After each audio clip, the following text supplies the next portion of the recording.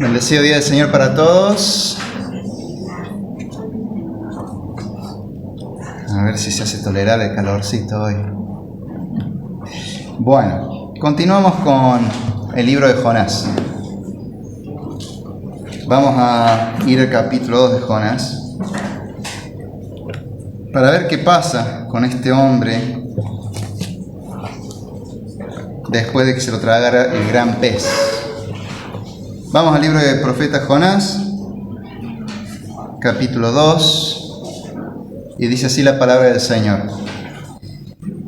Entonces Jonás oró al Señor su Dios desde el vientre del pez y dijo: En mi angustia clamé al Señor, y Él me respondió. Desde el seno del Seol pedí auxilio, y tú escuchaste mi voz.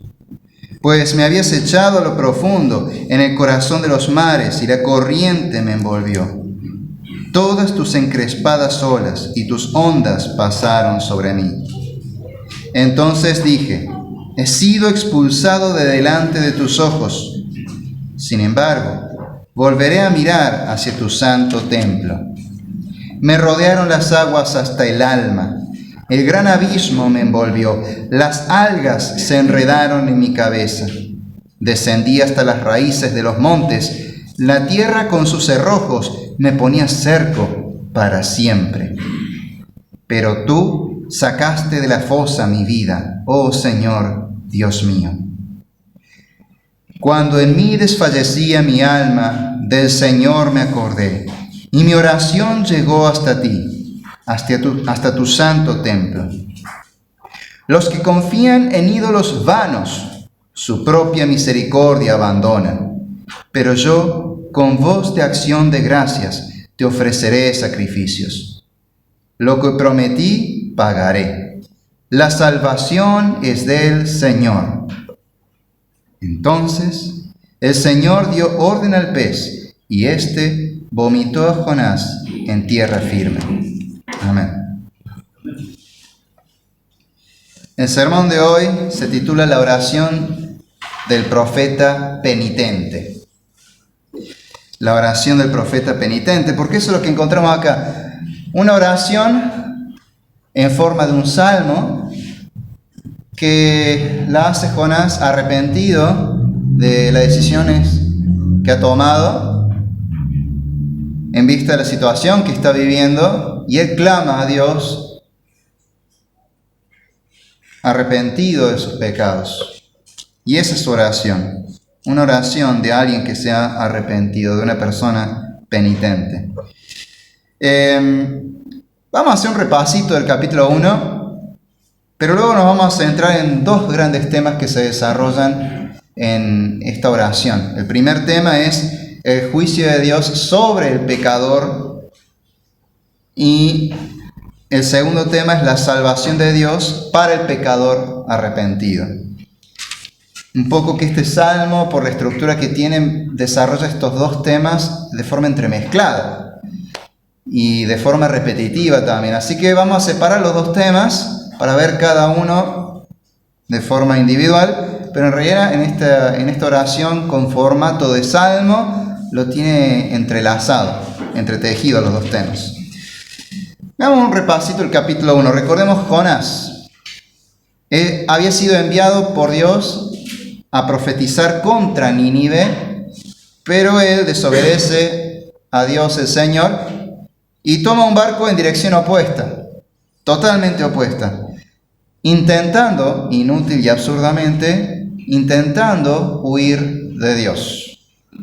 Y en consecuencia, Dios envía una gran tormenta, una gran tempestad, que atemorizó incluso a los marineros, que sabemos los marineros eran muy expertos, habían pasado por muchas tormentas, pero veían que esta tormenta era superior a lo que habían enfrentado antes, era una tormenta sin igual, y aún ellos tuvieron miedo y clamaban a sus propios ídolos. Entonces vemos que fue una gran tormenta realmente aterradora que le quemó los libros a los mismos marineros súper expertos, por así decirlo. Jonás finalmente es arrojado al mar, la tormenta se calma de inmediato y en consecuencia y quizás para Jonás algo muy llamativo, algo paradójico, estos marineros que eran idólatras se convierten, abandonan los ídolos y se convierten a la fe en el único Dios verdadero, el Dios de Israel. Mientras tanto, Dios ya tenía preparado un gran pez que se tragó a Jonás, y Jonás estuvo en el vientre del pez 3 días y 3 noches. Y así llegamos al capítulo 2, con esta oración que hace Jonás estando en el vientre del pez. Ahora uno dice, esta historia de un pez que se traga, un gran pez que se traga a una persona y la persona sobrevive, es medio ficticio, ¿no? Esas cosas no pasan en la vida real. Bueno, de hecho pasa bastante en la vida real. Solamente les voy a contar 2 anécdotas verídicas. Una de ellas muy cercana a nuestra época y una lejana en el tiempo por un siglo, por poco más de un siglo, pero muy cercana geográficamente. La primera anécdota es de un marinero inglés, británico, llamado James Bartley, que es conocido, pasó la historia como el hombre que literalmente vivió dentro de una ballena por 2 días, casi como Jonás. Jonás 3 días, es James Bartley 2 días. Esto ocurrió en el año 1891, fines del siglo XIX. ¿Dónde? En las Islas Malvinas, acá a la vuelta. Y era un hombre que en un barco ballenero estaban cazando ballenas y se topan con una enorme, un cachalote se le llama, que vendría a ser la misma ballena de Moby Dick. Esa ballena gigantesca. Si vieron la película de El corazón del mar, tienen una idea de lo que pasó, más o menos la misma historia, parecida. Un bote de los tantos que van a cazar a la ballena, logran tirarle un arponazo, la ballena obviamente herida, se trata de defender y da vuelta el botecito con todos los marineros adentro, todos desesperados, tratan de buscar refugio. El barco que los llevaba ahí nomás los rescata, pero se les pierden 2. Uno, no se sabe qué pasó.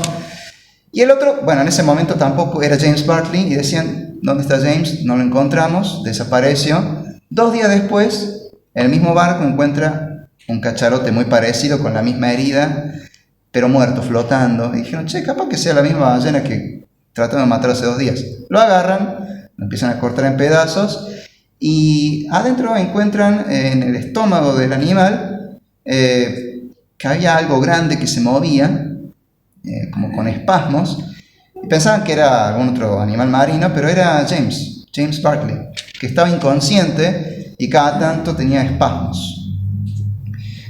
Tardaron un buen rato en despertarlo, y pobre hombre había estado, imagínense, situación traumatizante, se habrá asumido que ese era su final. Entonces cuando despierta y cobra algo de conciencia, estaba muy violento, muy desorientado, quería pegarle a todo el mundo, tuvieron que atarlo a la cama y el hombre cada vez que recuperaba la conciencia no dejaba de decir que lo estaban quemando vivo, porque claro, dentro de una ballena la temperatura es mucho superior a los 40 grados que tenemos afuera. Imagínate estar dentro del animal con esa temperatura, el tipo creía que se estaba quemando. Algo interesante, las sustancias del estómago del animal estaban afectando ya su piel, entonces despierta, sale el animal con la piel totalmente pálida. Es un detalle interesante eso. Me contó Franco que él, investigando en la historia de Nínive, hay referencias a alguien que podría ser Jonás, de un hombre, el hombre pez le llamaban, y era un hombre con la piel blanca. Así que bueno, eso puede ser porque claramente cuando estás dentro de un animal como una ballena, por ejemplo, y de tantos días, bueno, la piel se te pone blanca dado todo lo que hace el estómago ahí con lo que tenga adentro, lo va descomponiendo. Bueno, esa es la historia de James Bartley, que después recuperó la conciencia, nunca más fue marinero, obviamente, quedó traumado, se dedicó a ser zapatero en Inglaterra y él nunca se acercó más a una playa. Quedó traumado, pobre hombre. Pero es una historia real. La otra historia ocurrió hace muy poquito, en el año 2021, pero en las costas de Massachusetts, Estados Unidos. Y le pasó a Michael Packard, un buzo que estaba pescando langostas y de golpe sintió que algo muy fuerte, muy grande lo chocó. Él lo describe como si lo hubiese embestido un camión. Y de pronto ve todo negro y cuando se da cuenta estaba en la boca de una ballena. Él automáticamente pensó, chao, este es mi fin, mi esposa, mis hijos pequeños no los veré nunca más, ay de mí. Y de pronto se hizo la luz porque el animal se ve que se dio cuenta que había tragado algo que era demasiado grande para él, así que abrió la boca y empezó a moverse para todos lados la ballena para sacarlo. Y bueno, él terminó en el agua y lo único que le pasó fue que se quebró una pierna nada más. Igual, andar a nadar con una pierna rota está difícil. Supongo que alguien lo rescató de inmediato.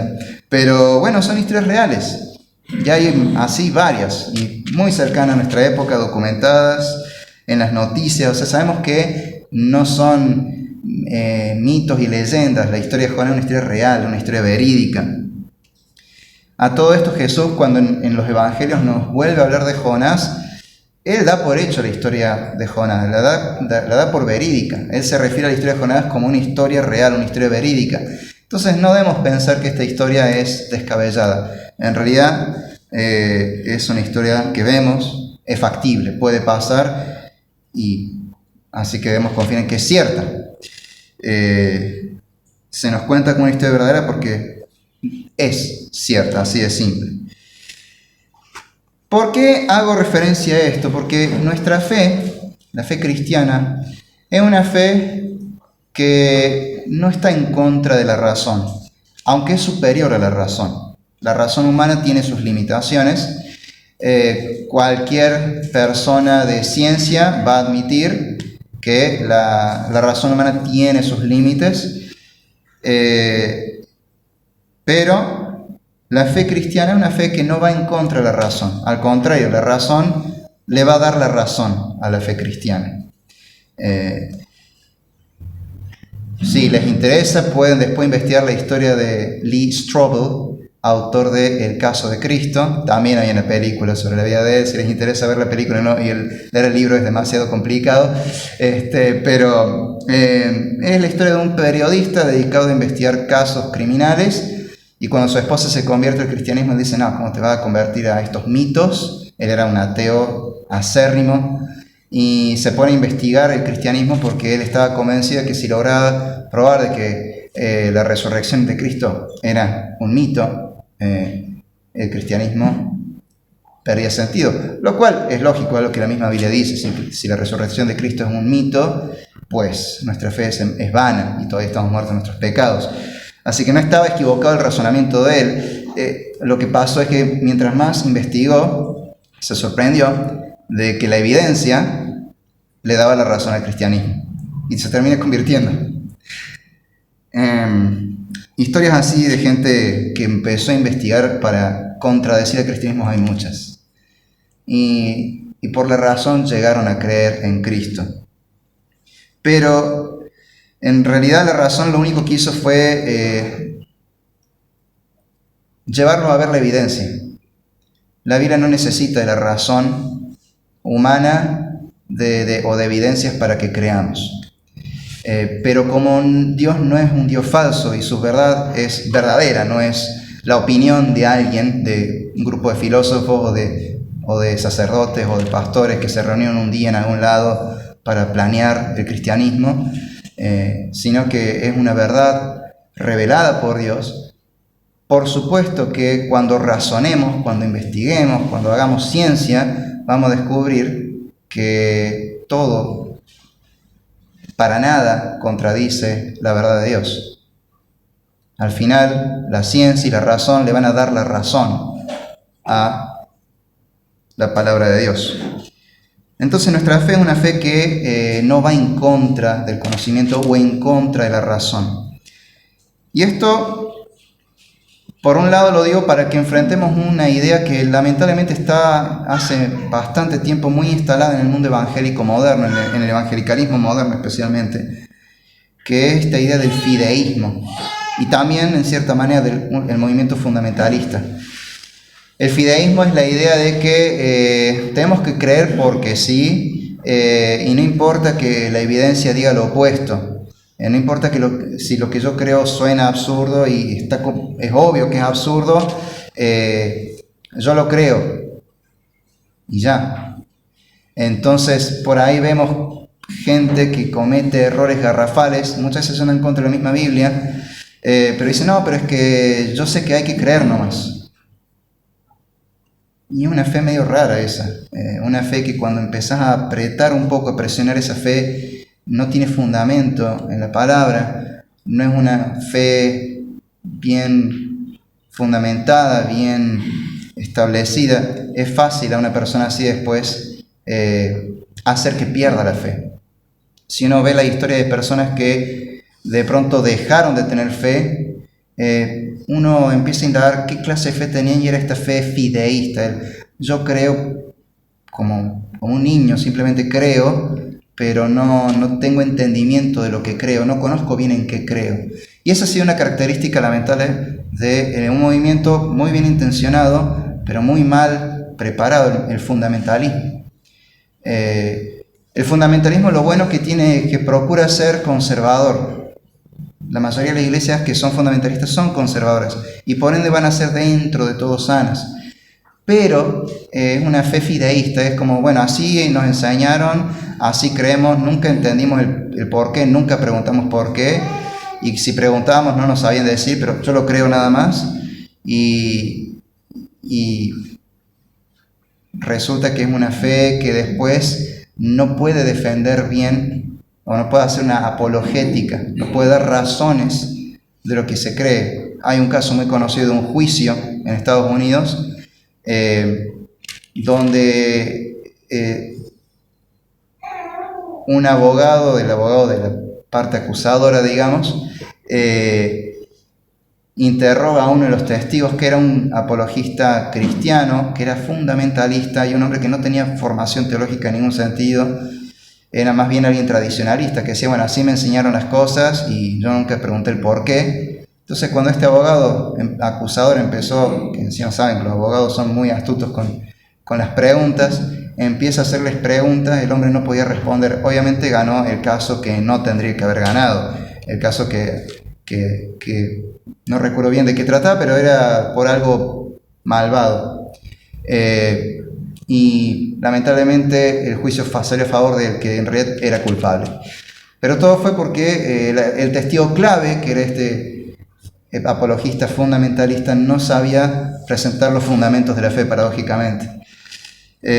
¿Por qué? Porque tenía una fe fideísta. Yo creo así, porque así me lo enseñaron, no tengo idea de por qué es así. No conozco la fe en profundidad.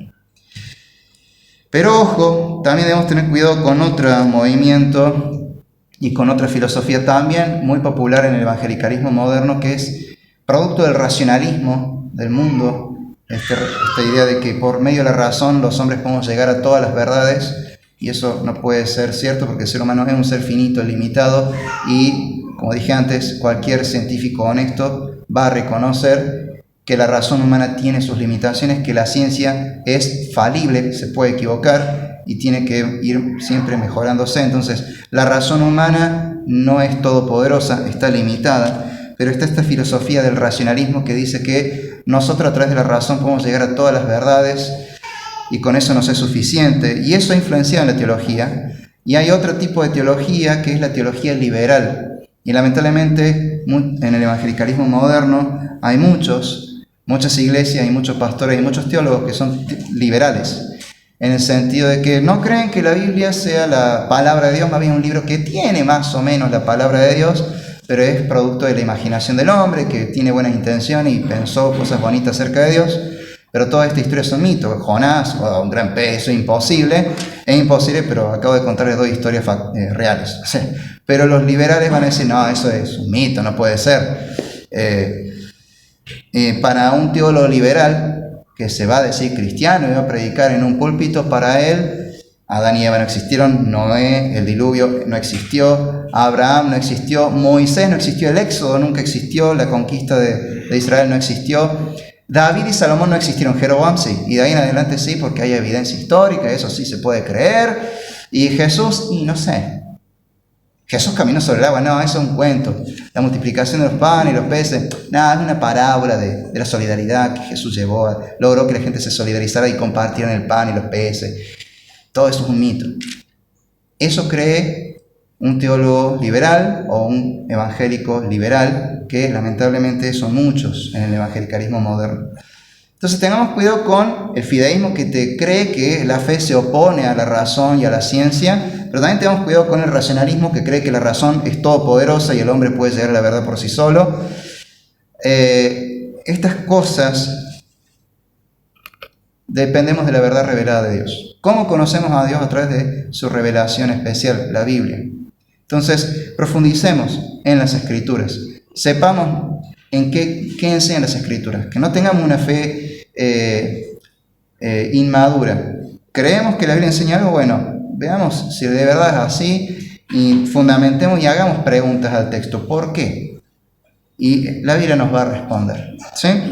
Bueno, ahora pasemos en sí a la idea central de Jonás. Jesús, cuando habla de Jonás, nos enseña que la historia de Jonás es una historia verídica, pero también nos enseña que es una historia profética, con un mensaje que es cristocéntrico, se cumple en Cristo, pero también con una advertencia que es vigente aún para nosotros hoy.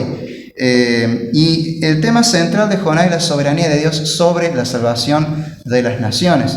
Y uno de los versículos claves, quizás el versículo principal de Jonás, está justo en este capítulo, en Jonás 2.9, al final, cuando dice: la salvación es del Señor. Ahí está el centro de todo el libro de Jonás. El tema central de Jonás es la salvación. Dios es soberano sobre la salvación de todos, de las naciones enteras. Dios es soberano también sobre las circunstancias, y Él las dirige para que se cumplan sus propósitos, y los propósitos de Dios siempre son buenos y son perfectos. Y esto es lo que le pasó a Jonás. Terminó en el vientre de un gran pez, no sabemos si es una ballena u otro animal, eso es lo de menos, pero terminó en el vientre de un gran pez. Pero todo eso no fue un mero accidente, ay pobrecito Jonás, mirá lo que le pasó, qué trágico, sino que Dios, por su providencia divina, orquestó todo para que eso sucediera con un fin: llevar a Jonás al arrepentimiento y a su propia salvación de esta circunstancia en la que estaba, y que cumpliera la misión para la cual Dios lo había enviado, que era profetizar contra Nínive. Entonces vamos al primer gran tema de esta oración de Jonás: el juicio de Dios sobre los pecadores. Y esta idea la encontramos en varios versículos, el versículo 3, también la primera parte del versículo 4, luego en el versículo 5 y la primera parte del versículo 6, y por último en el versículo 8. En esos versículos encontramos este tema bien presentado. Vamos a leer esos pasajes de nuevo. Pues me habías echado a lo profundo en el corazón de los mares, y la corriente me envolvió.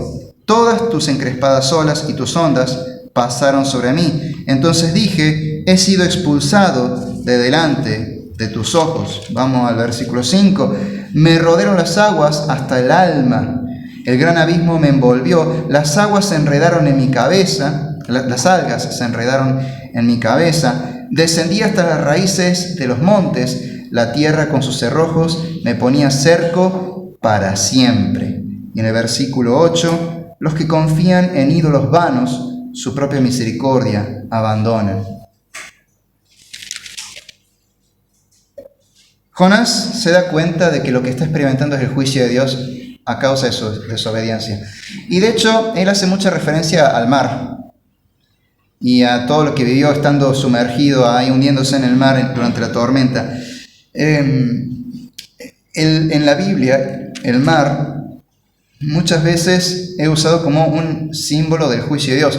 Y en ciertas ocasiones Dios literalmente lo usa como una herramienta para emitir su juicio sobre alguna población. El primer ejemplo que nos viene a la mente, ¿cuál será?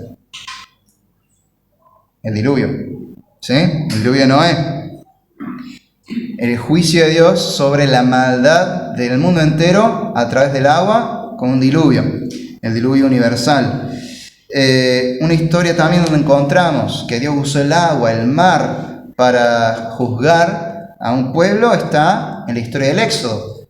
El pueblo de Israel pasa a través del mar por tierra en seco, pero cuando el ejército egipcio quiere cruzar para atrapar a los hebreos, el mar vuelve a su curso y el juicio de Dios cae con toda su ira, con toda su furia sobre este ejército egipcio que perece totalmente, ahogado por el mar rojo. Y por último encontramos esta tormenta en el libro de Jonás, una tormenta que era un castigo porque Jonás estaba desobedeciendo. Y todo lo que experimenta Jonás es una experiencia cercana a la muerte. Él se da cuenta, con lo que él describe, las algas se me enredaron en la cabeza, llegué hasta las raíces de las montañas, la tierra cerraba sus cerrojos sobre mí para siempre. Es lo que está diciendo, estuve al borde de la muerte. Él se da cuenta de que está experimentando una situación cercana a la muerte y se da cuenta que todo esto es consecuencia de su pecado y es el juicio de Dios sobre su pecado por haber desobedecido al Señor. Y es interesante lo que siente Jonás. Él, en el versículo 4 inicio dice: he sido expulsado de delante de tus ojos. Jonás, quien hasta hace unos minutos intentaba huir a toda costa de la presencia de Dios, ahora se lamenta por efectivamente haber sido expulsado de la presencia de Dios. Y no solo eso, se siente aterrado. Y aquí vemos la primera aplicación. El pecado trae maldición, nos arruina la vida y sobre todo nos hace dignos del justo juicio de Dios. De hecho, en el versículo 8 encontramos una frase interesante: los que confían en ídolos vanos, su propia misericordia abandonan. Están diciendo los que adoran a los ídolos, que son vanidad, que son algo hueco, abandonan la misericordia de Dios. Y la palabra que se usa ahí para misericordia es, en un término hebreo, gesed, que significa gracia o misericordia, pero en el contexto de una relación de pacto. Es el amor en un contexto de relación de pacto. O sea, lo que está diciendo ese versículo en realidad se refiere a creyentes. Creyentes que abandonan al Señor, se van en pos de los ídolos, y lo que están haciendo es abandonar el pacto de Dios, quebrantar el pacto de Dios, y por ende, abandonando la misericordia de Dios. En estas palabras lo que Jonás está diciendo es: yo pequé contra Dios, siendo que soy parte del pueblo de Dios, me aparté del Señor, abandoné su misericordia, le di la espalda al Señor y ahora estoy experimentando esto, el juicio de Dios, porque he pecado contra el Señor. ¿Qué ídolo tenía Jonás? No era quizás un ídolo de plata, oro, madera, sino más bien su orgullo de decir: nosotros judíos somos especiales y estos ninivitas paganos, gentiles, son unos pecadores idólatras que se merecen la muerte, el juicio de Dios. Ese era su ídolo. Y muchas veces el ídolo que nosotros podemos llegar a tener. Somos creyentes y sabemos que estamos en una situación privilegiada porque ahora que somos hijos de Dios, que Dios nos ha perdonado, somos libres del pecado, Dios nos santifica, pero por ahí nos creemos demasiado especiales, superiores a los otros, que nosotros somos más que los otros, y de pronto estamos fabricando un ídolo en nuestro corazón y le estamos dando la espalda a Dios, y Dios tarde o temprano nos va a bajar del copete. Nos enorgullecemos, nos enaltecemos, y el Señor nos va a disciplinar, nos va a corregir. Lo cual es bueno, pero es duro caer en la corrección de Dios. Entonces el pecado, nuestro pecado, trae maldición. No solo que nos arruina la vida, sino que lo peor que hace, la maldición más grande del pecado, es que nos hace dignos del juicio de Dios, el cual es justo. Dios castiga el pecado. ¿Pero qué es el pecado? Vamos a 1 de Juan, capítulo 3.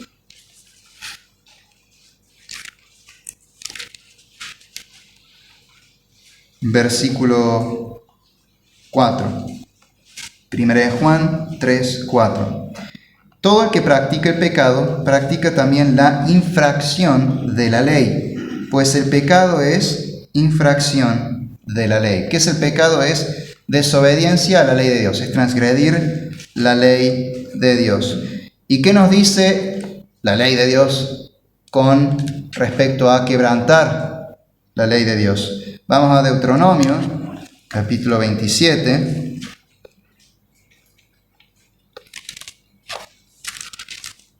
Deuteronomio, capítulo 27, versículo 26. Dice así, Deuteronomio 27, 26. Maldito el que no confirme las palabras de esta ley para ponerlas por obra. Maldito el que no confirme las palabras de esta ley para ponerlas por obra. ¿Qué quiere decir eso? Maldito el que desobedece la ley de Dios. Uno dirá, bueno, pero eso está en el Antiguo Testamento, con Cristo la ley ya pasó, ahora estamos bajo la gracia, está todo lindo, todo, Dios es amor. Hay un problema, vamos a Gálatas capítulo 3. Vamos a ver que la palabra de Dios vive y permanece para siempre. Entonces lo que dice Dios en el Antiguo Testamento no es que pasó de moda así como así. Gálatas 3:10 dice algo muy importante. Gálatas 3, versículo 10.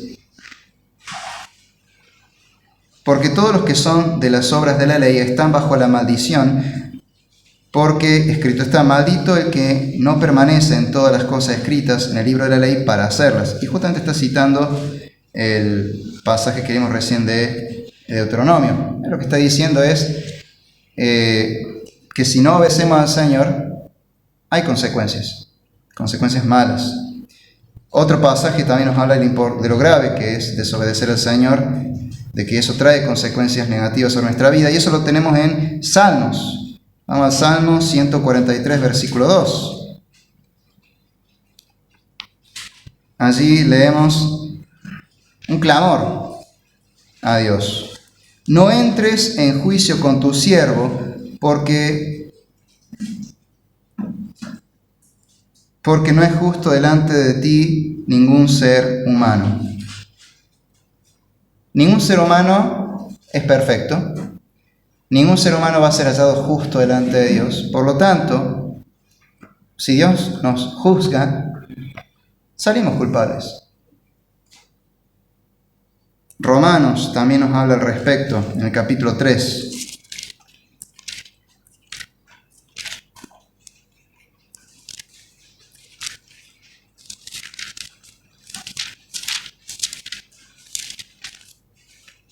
Romanos capítulo 3, vamos a leer los versículos 19 y 20. Dicen, ahora bien sabemos que cuanto dice la ley, lo dice a los que están bajo la ley, para que toda boca se calle y todo el mundo sea hecho responsable ante Dios.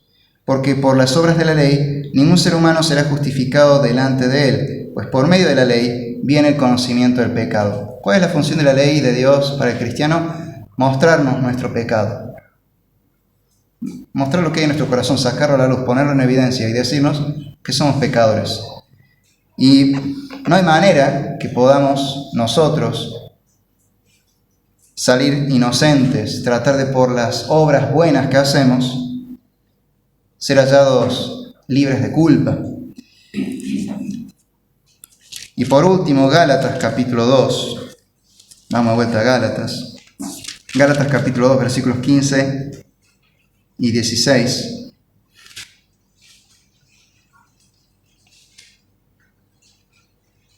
Nos dice, nosotros somos judíos de nacimiento y no pecadores de entre los gentiles. Sin embargo, sabiendo que el hombre no es justificado por las obras de la ley, sino mediante la fe en Cristo Jesús, también nosotros hemos creído en Cristo Jesús para que seamos justificados por la fe en Cristo y no por las obras de la ley, puesto que por las obras de la ley nadie será justificado.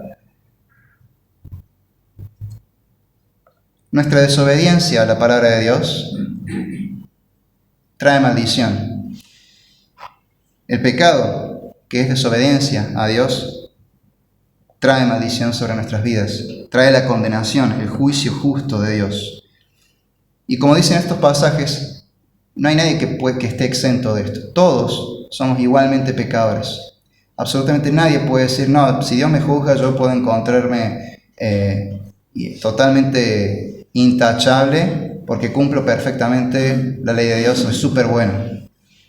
No. La Biblia dice muy claro, todos, judíos y gentiles, todos transgreden la ley de Dios. Por lo tanto, todos están bajo la maldición de la ley. Absolutamente nadie puede justificarse a través de la obediencia a la ley porque nadie la obedece. Todos pecamos, todos desobedecemos la ley de Dios. Por lo tanto, todos hemos ofendido a un Dios santo. Y ahí está la gravedad del asunto. ¿Por qué el desobedecer a Dios, el desobedecer su ley es tan serio, tan grave? Porque estamos ofendiendo a un Dios que es santísimo, que es perfecto. Y la medida del estándar que se nos da es su propia perfección, su propia santidad. Absolutamente nadie llega a eso, porque todos somos desobedientes, todos somos responsables de nuestra desobediencia, por tanto todos somos culpables. Y por eso estamos bajo la justa ira de Dios y merecemos ser castigados en el juicio de Dios. Vamos un segundito a Colosenses, capítulo 3.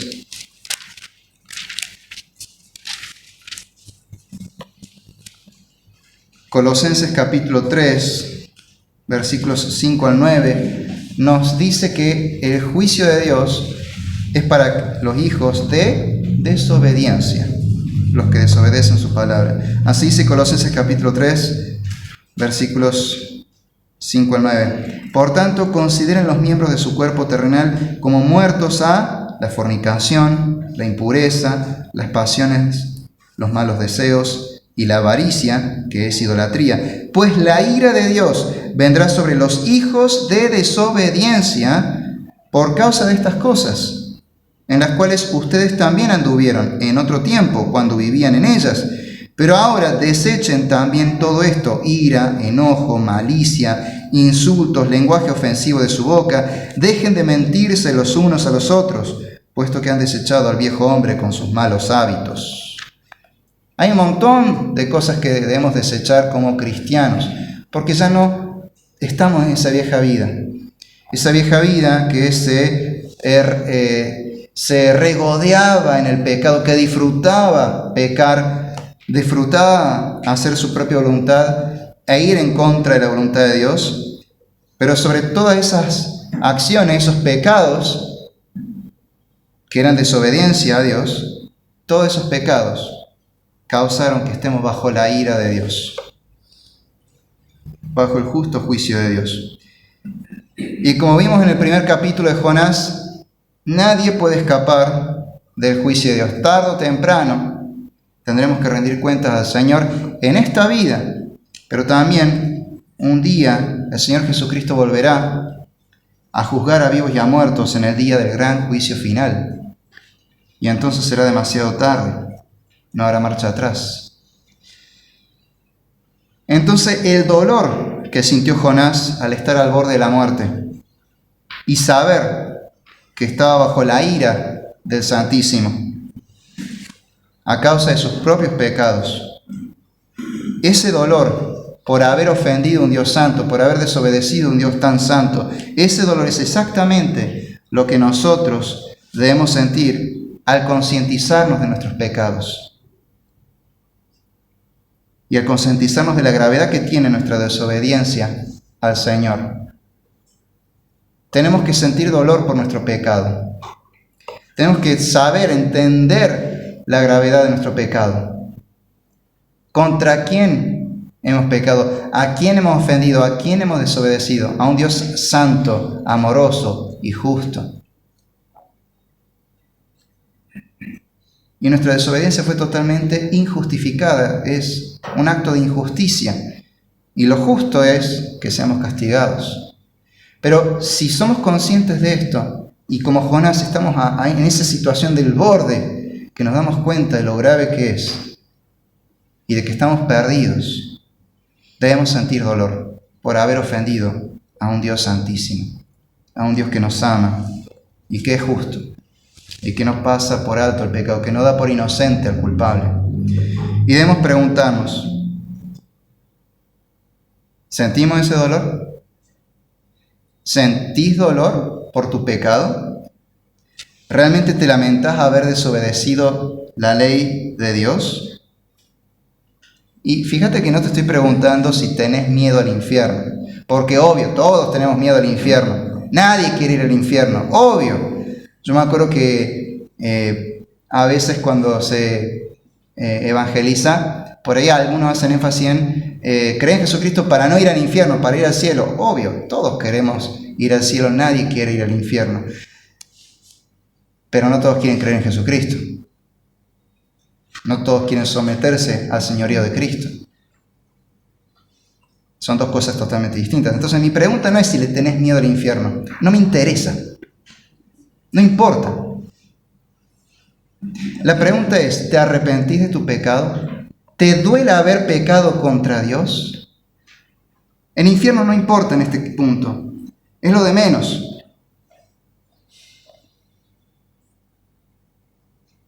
No te pregunto por miedo al infierno, no te pregunto si tienes miedo al castigo de Dios, te pregunto si te duele haber desobedecido a Dios. Haber ofendido a este Dios que es santísimo. Si ese pecado que antes disfrutabas ahora te da asco, lo detestás, eso es lo que te pregunto. Si es así, si sentís ese dolor, entonces es porque verdaderamente estás arrepentido de tus pecados. Pero si no es así, si no sentís ese dolor por tu pecado y por haber ofendido a Dios, entonces no estás arrepentido realmente y por ende todavía estás bajo la ira de Dios. Y por eso necesitas arrepentirte de tu pecado cuanto antes.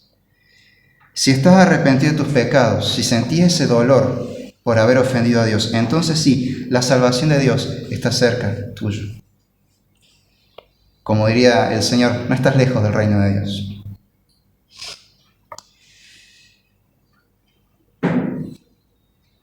Vamos entonces al siguiente tema de esta oración de Jonás. La salvación de Dios para el pecador arrepentido.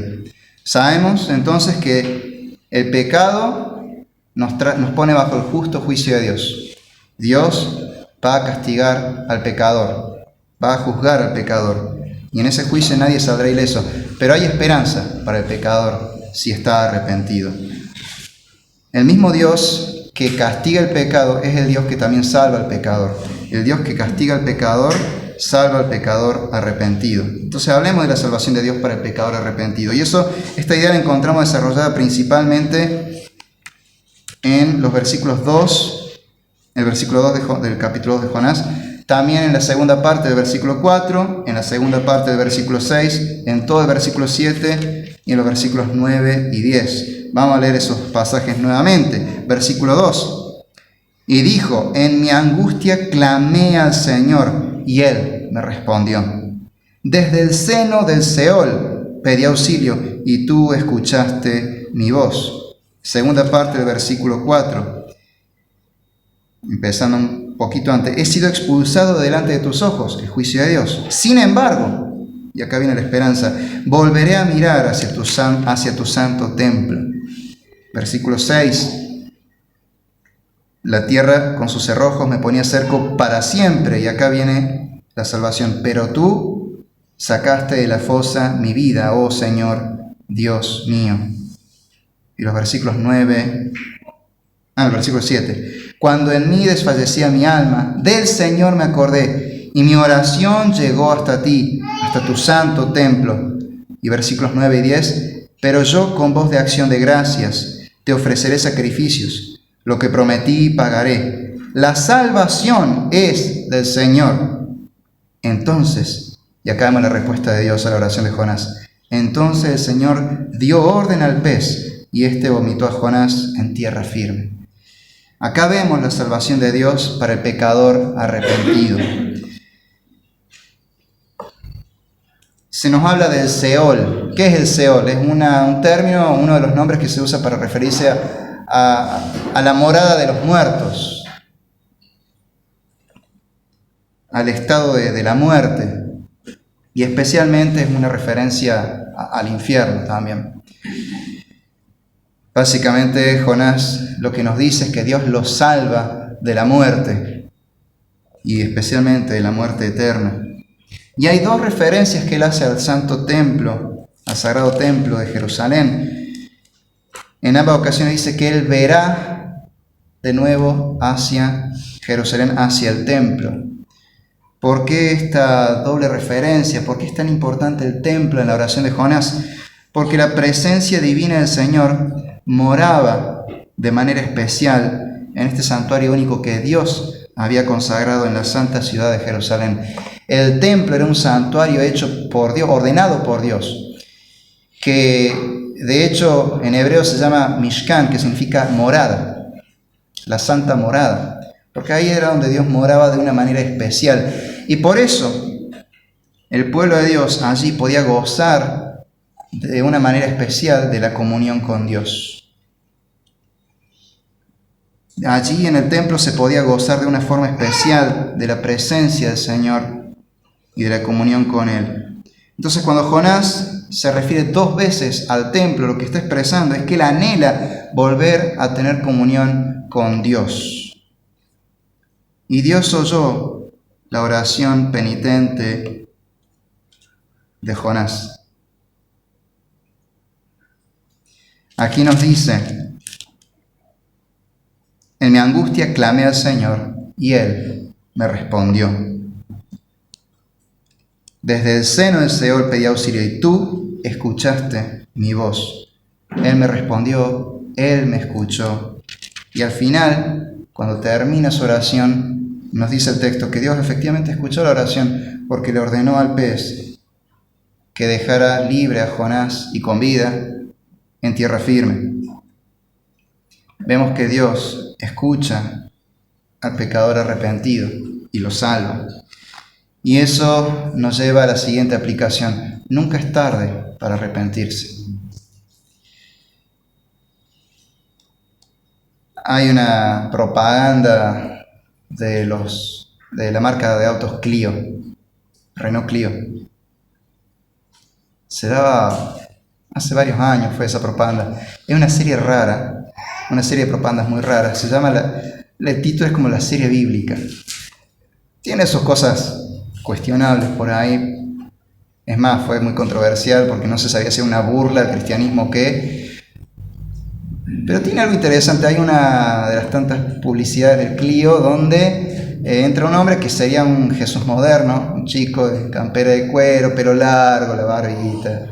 Entra a un bar en un pueblo en medio de la nada y dice: che, ¿alguien sabe cómo llegar a tal lado? Y dos delincuentes que están ahí dicen: sí, nosotros sabemos. Y bueno, suben al auto y él los lleva en el auto, en el Clio. Y la policía se da cuenta de que ahí se subieron los ladrones y lo empiezan a seguir. Ellos sacan el arma, la apuntan a este Jesús moderno, le dicen: seguí, que no nos atrapen, anda con todo. Y bueno, él va en el Clio todo potente. Bueno, la propaganda tiene que presentar bien al Clio. Van con todo en el Clio y la policía no los puede atrapar hasta que uno de los ladrones empieza a tener miedo. Y ahí uno dice: ya basta, no deja de lloriquear, ya es demasiado tarde para arrepentirse. Y el personaje que haría de Jesús le dice: nunca es tarde para arrepentirse. Y entonces el chico se arrepiente, como dice: bueno, me entrego. La propaganda no sé en sí si es burla o no al cristianismo, pero la frase es cierta. Nunca es tarde para arrepentirse. En realidad hay un momento que va a ser tarde, cuando el Señor vuelva a juzgar a vivos y a muertos. Ahí ya no va a haber más vuelta atrás, porque es el juicio definitivo. Pero en esta vida, justamente Dios nos está dando esta vida como tiempo para que nos arrepintamos. No es tarde para arrepentirnos. Y podemos pensar: pero yo ya hice todo lo malo que se podía hacer, metí la pata bien hondo, llegué a un punto de no retorno, no me puedo arrepentir ahora porque ya está, no hay vuelta atrás, ya está todo mal, arruinado, Ya con mi pecado arruiné mi vida, lastimé a otras personas, no hay vuelta atrás. ¿Qué sentido tendría arrepentirme ahora si ya el daño está hecho? No es tarde para arrepentirse. De hecho, el Señor te dice: arrepentite. Cuando el Señor vino, Él no vino a buscar precisamente a los fariseos o a los sacerdotes que vivían cerquita, ahí siguiendo el pie de la letra de la ley de Dios, y diciendo: bueno, ustedes arrepiéntanse que tienen chance, no son tan grandes pecadores, tratan de vivir conforme a la ley de Dios. No, Él a quienes fue a buscar: a pecadores y publicanos, decían los fariseos que lo criticaban a Cristo. Este se junta con pecadores y publicanos. Se junta con ladrones, con borrachos, con prostitutas, con traidores a la patria que cobran impuestos desmesurados. Se junta con lo peor que hay en el mundo, con los más grandes pecadores. ¿Por qué? Porque Él los estaba llamando al arrepentimiento, a volverse a Dios. Habían caído en lo más hondo del pecado,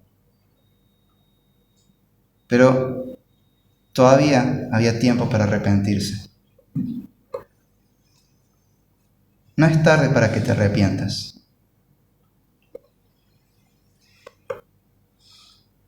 En este capítulo 2 de Jonás encontramos la misericordia de Dios para el pecador arrepentido.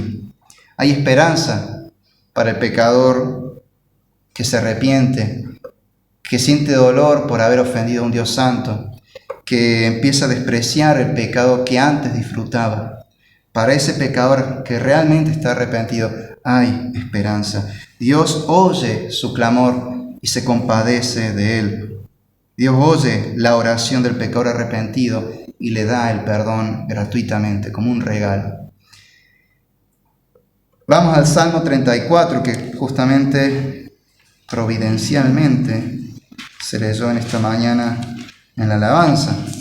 Salmo 34.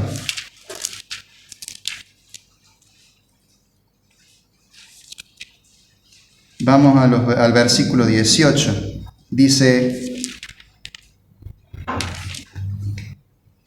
cercano está el Señor a los quebrantados de corazón, y salva a los abatidos de espíritu.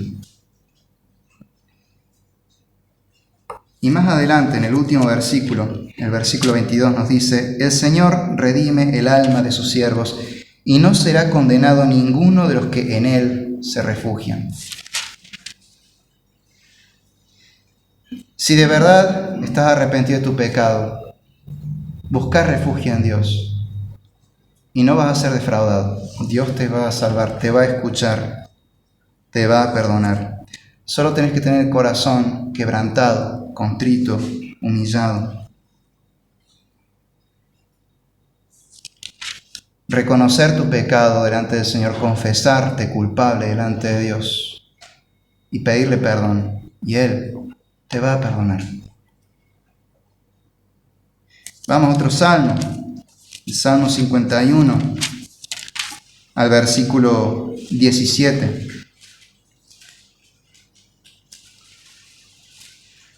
Salmo 51, 17 dice así: los sacrificios de Dios son el espíritu contrito. Al corazón contrito y humillado, oh Dios, no despreciarás. No necesitamos sacrificarnos y hacer grandes acciones muy llamativas para ganarnos el favor de Dios. No sirve, de hecho. Ya lo hemos leído. Por las obras de la ley nadie será justificado. No hay manera de que por nuestras buenas acciones logremos alcanzar el estándar de santidad y justicia de Dios, ese estándar de perfección. No hay manera. Pero ¿qué sacrificio es el que al Señor le da gusto recibir? El de un corazón humilde, un corazón que se humilla delante del Señor, que se reconoce pecador, que se reconoce necesitado de Dios. Como diría Cristo, un corazón pobre en espíritu. Los bienaventurados son los pobres en espíritu, los que se reconocen necesitados de Dios. A ese Dios no desprecia, no lo echa fuera, lo recibe con amor. Hay una exhortación que Dios nos hace con urgencia a arrepentirnos. y nos promete el perdón. Él nos asegura que de verdad nos va a perdonar y nos va a recibir en sus brazos y nos va a resguardar, nos va a refugiar si de verdad nos arrepentimos y acudimos a Él. Esta exhortación urgente la encontramos en Isaías capítulo 55. Ahí en Isaías 55, en los versículos 6 y 7, leemos: Busquen al Señor mientras puede ser hallado. Llámenlo en tanto que está cercano. Abandone el impío su camino y el hombre malvado sus pensamientos, y vuélvase al Señor, que tendrá de él compasión, al Dios nuestro, que será amplio en perdonar, que será generoso en perdonar. Busca al Señor mientras aún hay tiempo. Nunca es tarde para arrepentirse, todavía estás a tiempo. Busca al Señor mientras aún hay tiempo. Cuando el Señor vuelva a juzgar a vivos y a muertos, no va a haber más tiempo. Pero ahora estás a tiempo, arrepentite, busca al Señor, clama a Él. Abandona tu pecado, abandona tus pensamientos cerrados, clama a Dios, rendite a sus pies y Él te va a recibir y va a ser generoso y te va a dar su amor y su perdón sin condiciones.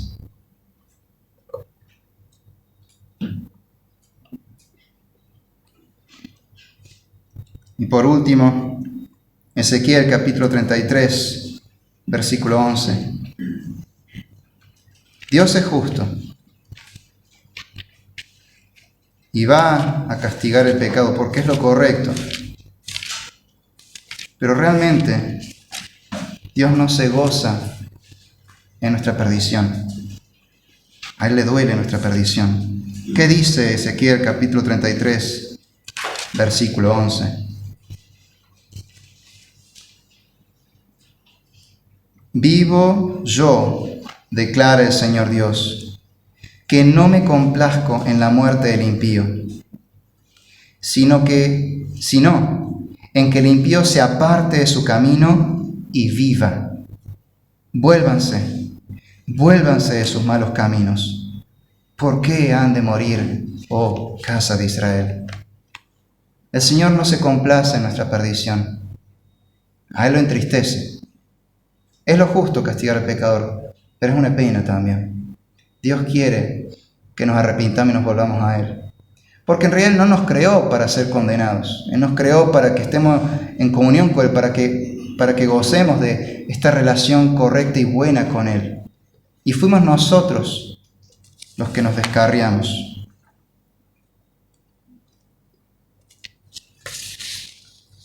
Dios no se goza en nuestra perdición, Él se goza en nuestra salvación. Y por eso Él nos llama tanto, tan insistentemente al arrepentimiento.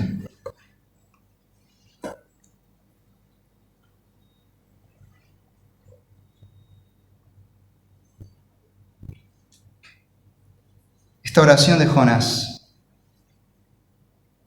no es solamente una oración de pedido de perdón, es también una oración de acción de gracias.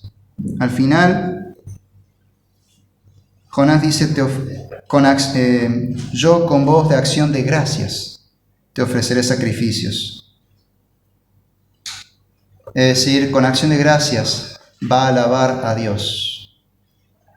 En el contexto del Antiguo Pacto, cuando Dios salva a alguien de la muerte, esa persona después iba al templo y ofrecía un sacrificio de acción de gracias, porque Dios lo había salvado, un sacrificio muy abundante de mucha comida, que una parte se quemaba para Dios, otra parte la comían los sacerdotes que trabajaban ahí en el templo, otra parte la comía el que había sido salvado y ofrecía sacrificio, y también otra parte, era grande el sacrificio, había otra parte más que servía de banquete para los invitados de esa persona salvada, que invitaba a familiares y amigos para que celebren con él que Dios lo había salvado, le había salvado la vida.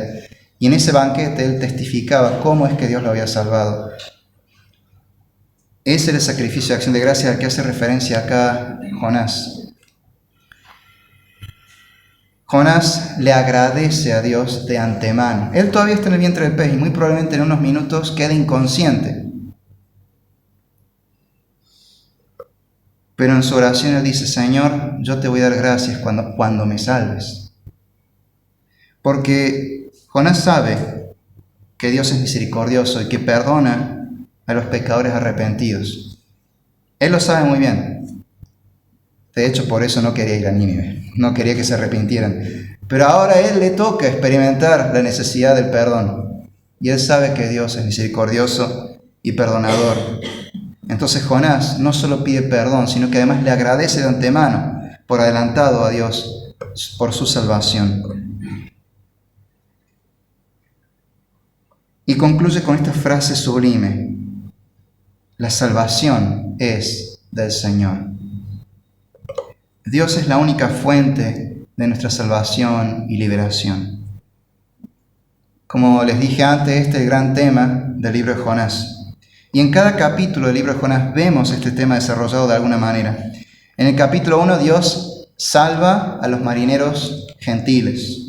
En el capítulo 2 Dios salva a Jonás. En el capítulo 3 Dios salva a los ninivitas. Y en el capítulo 4 Dios le explica a Jonás que Dios salva a quien Él quiere. ¿Quién salva? Dios. Porque la salvación es del Señor. La salvación le pertenece a nuestro Dios. Y Cristo nos explicó este capítulo de Jonás y básicamente el libro entero de Jonás, porque este es el corazón del libro. En Mateo 24, el pasaje que ya hemos leído el domingo pasado, en Mateo 24, capítulo 12, en los versículos 38 al 41, leemos: Entonces algunos de los escribas y fariseos dijeron a Jesús: Maestro, queremos ver una señal de parte tuya. O sea, danos una señal milagrosa para que veamos si realmente sos el Salvador. Pero él respondió: Una generación perversa y adúltera demanda señal, y ninguna señal se le dará, sino la señal de Jonás el profeta. Porque como estuvo Jonás en el vientre del monstruo marino 3 días y 3 noches, así estará el Hijo del Hombre, o sea Jesús, 3 días y 3 noches en el corazón de la tierra.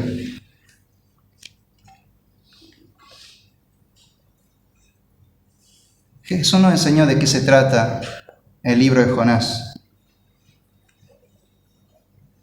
Y de la misma manera que Jonás estuvo en el interior del gran pez por 3 días y por 3 noches, Jesús estuvo muerto y sepultado por 3 días y 3 noches. ¿Y por qué murió Jesús? Él se entregó voluntariamente a la muerte y lo hizo como un sacrificio eficaz por nuestros pecados. ¿Y cómo sabemos que su sacrificio fue un sacrificio eficaz? Muy simple, porque 3 días después Él resucitó. Él venció a la muerte. Y eso significa que venció al pecado. Ahora nosotros pecamos voluntariamente. Dios nos creó para que gocemos de la comunión con Él, pero nosotros voluntariamente nos apartamos del Señor. Nosotros voluntariamente nos hemos perdido.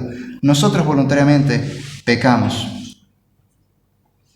Libremente nosotros nos perdemos a nosotros mismos y nosotros hemos hecho los méritos suficientes para ganarnos el juicio de Dios. Pero Dios, aún así, nos amó y nos salvó por medio de Cristo Jesús. Dios nos salvó por medio de Cristo y por pura gracia, gratuitamente, sin merecerlo. No lo hizo por nuestros méritos, porque de hecho no los tenemos. No podemos hacer nada para ganarnos la salvación. Al contrario, hicimos todo para merecernos el castigo eterno, para ganarnos la ira de Dios. Y de hecho, el Salmo 49, en los versículos 7 al 8, dice que el rescate de una vida es costoso y ningún pago es suficiente. No hay nada que podamos hacer nosotros para salvarnos a nosotros mismos. Así que Dios quiso salvarnos voluntariamente. No porque haya visto algo especial en nosotros, sino porque la salvación es del Señor. Él es quien nos salva a nosotros, no nosotros a nosotros mismos. Nosotros no tenemos los méritos para salvarnos, pero Jesús sí los tiene. Él sí vivió en perfecta obediencia a la ley de Dios. Jesús nunca pecó. Hebreos capítulo 4, versículos 15 al 16, nos hablan de esto mismo, de cómo Jesús es el perfecto Salvador. Hebreos 4, versículos 15 y 16. Porque no tenemos un sumo sacerdote que no pueda compadecerse de nuestras flaquezas, sino uno que ha sido tentado en todo como nosotros, pero sin pecado. Por tanto, acerquémonos con confianza al trono de la gracia, para que recibamos misericordia y hallemos gracia para la ayuda oportuna. Tenemos al Salvador perfecto. Jesús es un Salvador eficaz. Y sabemos que su sacrificio no fue en vano, porque Él resucitó y venció la muerte. Y sabemos que la muerte es el efecto más grave del pecado. Y Él venció el efecto más grave del pecado. Por ende, sabemos que venció el pecado en su totalidad. Así que no necesitamos hacer nada para ganarnos el favor de Dios, para ganarnos su perdón. No necesitamos hacer nada para añadirle a la salvación de Dios, para completar la obra de Cristo, su sacrificio en la cruz. Porque de hecho Jesús en la cruz dijo, completo está. El pago, la deuda ya fue saldada. Nuestro pecado ya fue castigado sobre Jesús. Él ya pagó por todos nuestros pecados, los pecados pasados, presentes y futuros. Solo en Cristo hay salvación. No necesitamos de otro Salvador. Jesús es un Salvador eficaz y su salvación es suficiente. Los apóstoles predicaron esta gran verdad con total claridad delante de las autoridades. Lo leemos en Hechos capítulo 4, versículo 12. Leamos esas palabras tan claras y esa verdad tan contundente. Hechos capítulo 4, versículo 12. En ningún otro hay salvación, porque no hay otro nombre bajo el cielo dado a los hombres en el cual podamos ser salvos. No necesitamos de otro Salvador, no necesitamos hacer nada más para ser salvos. Jesús hizo todo, Él es nuestro Salvador suficiente, nuestro Salvador eficaz. Y sí, estoy hablando de un hombre que murió y después resucitó, algo descabellado, como que Jonás estuvo 3 días y 3 noches adentro de un pez y luego salió con vida. Pero ya vimos que la historia es verídica, que puede pasar. Entonces, ¿hay testimonio de que la historia de la resurrección, de la muerte y resurrección de Cristo es verídica? Sí, y sí que hay mucha. Vamos solamente a 1 Corintios 15.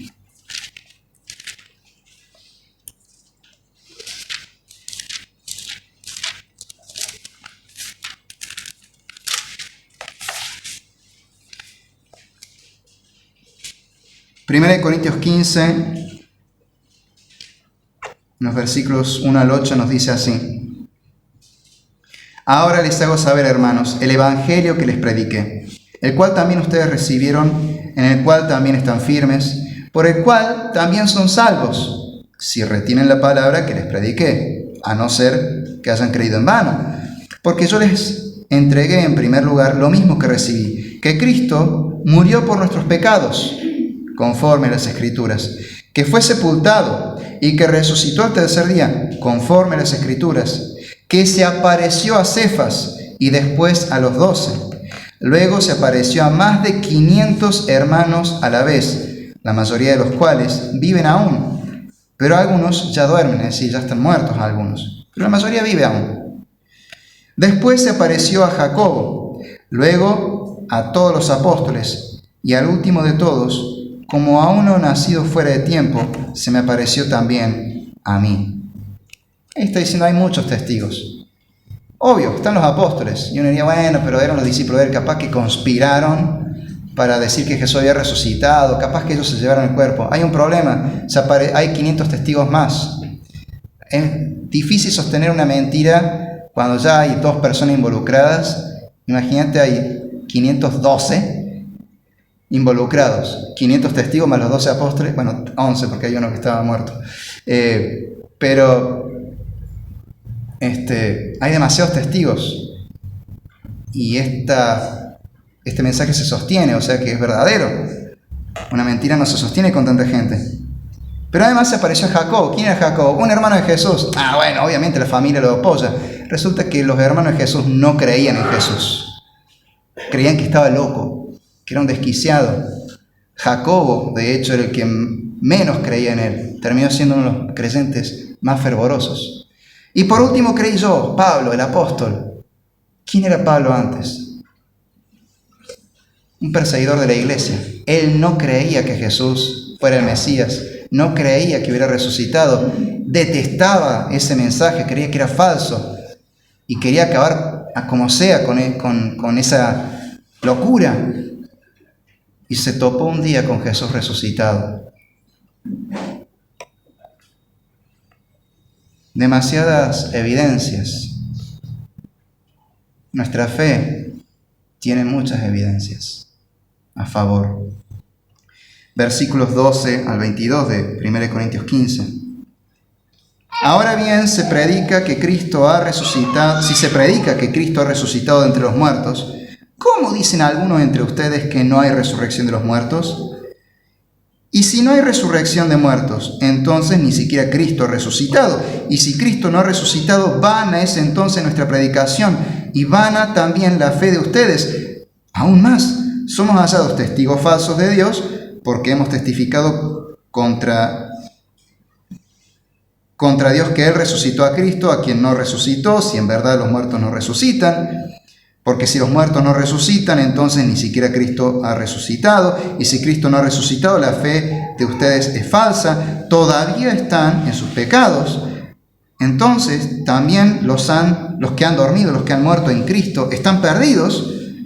Si hemos esperado en Cristo para esta vida solamente, somos de todos los hombres los más dignos de lástima.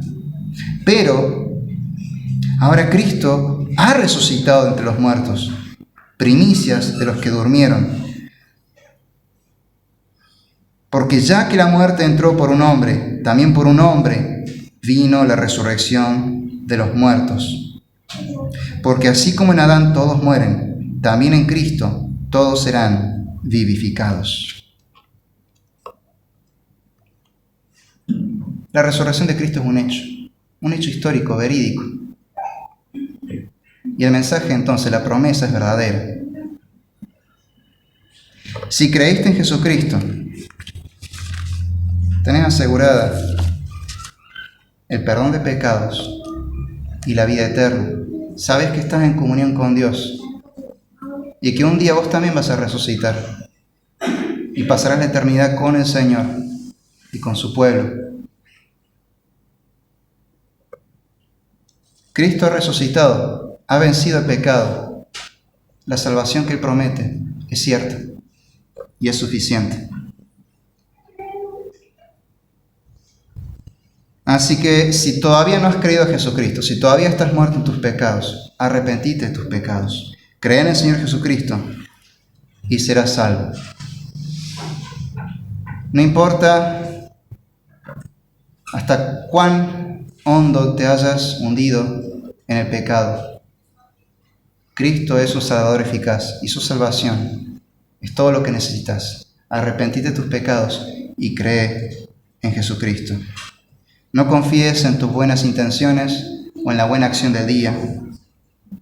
Nada de eso va a servir. porque nada alcanza. Solo Cristo alcanza, solo Cristo es suficiente, solo Cristo puede salvarte. Arrepiéntete de tu pecado, cree en el Señor Jesucristo y entonces serás salvo. Oremos. Amado Señor y Dios nuestro, Padre nuestro, gracias por compadecerte por nosotros, pecadores. Gracias por habernos amado a pesar de nuestro pecado, por haber venido, haberte hecho carne, haber experimentado la tentación, las mismas tentaciones nuestras, haber sido perfecto, no haber pecado nunca, para morir por nosotros, entregarte en nuestro lugar, llevar nuestro pecado y ser castigado, recibir nuestro castigo y pagarlo tú. Gracias por habernos salvado. Señor, te pido por aquellos que aún no te conocen.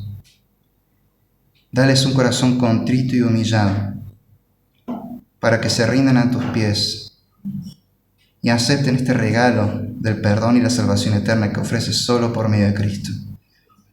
Señor Dios, ayúdanos a nosotros que hemos creído a caminar fielmente en tus propósitos, en tus caminos. Llévanos a una vida de constante arrepentimiento, que cada vez que nos desviemos levemente de tu camino, enseguida nos arrepintamos y nos volvamos a ti. Gracias por ese sacrificio en la cruz, Jesús.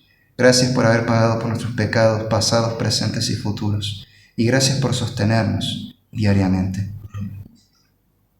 A ti nos encomendamos, en el nombre de Jesús. Amén.